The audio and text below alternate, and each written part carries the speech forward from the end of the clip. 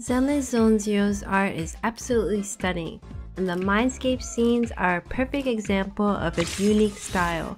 Today, we're going to dive deep into the ZZZ art and recreate the style using Cosmew as our test subject. Let's see if we can capture that magical ZZZ look. First, we'll break down the key elements of the mindscape art.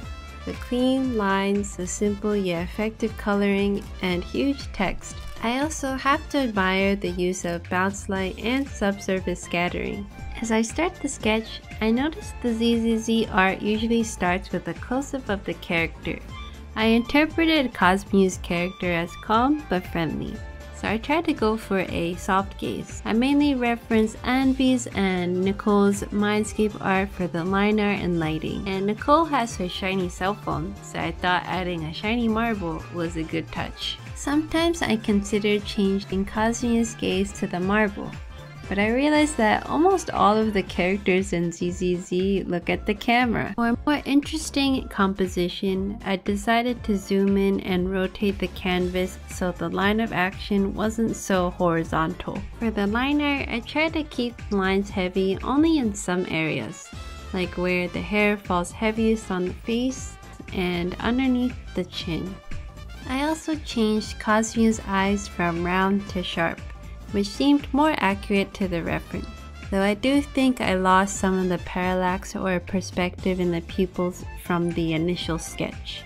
I kept the eye shading simple. The ZZZ art style seems to have only a few highlights and one main shadow on the eye whites. I added a multiply layer for the shading, though I struggled to truly understand how the backside lighting works on the hand. I added a red streak on the hair to capture that subsurface scattering and green highlights for the bounce light. I was pretty indecisive if I wanted purple or green, so I added both. But looking back, I'm not sure if that makes much sense. More than halfway through, I noticed that I had the sternocleidomastoid aligned in a different position than I intended, and he was missing half of his trapezius. So I quickly redlined and adjusted his collar to follow the direction of the neck. Here is the final result.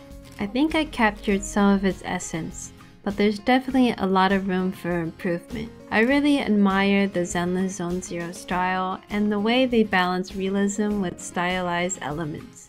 I tried to look for who drew the mindscape art and came across Water Kuma, but the art looks slightly different to me. But if you have an idea, please let me know in the comments who drew the mindscape art. From this art study, I think I learned more about how to implement this clean workflow and changing just a few things for interest, like adding a different color light or a cool angle pose. It really tests your basic understanding of anatomy and light with no bells or whistles. Thank you, Cosmew, for letting me draw your character, and thank you for watching. And I want to do more art studies with your characters in the future.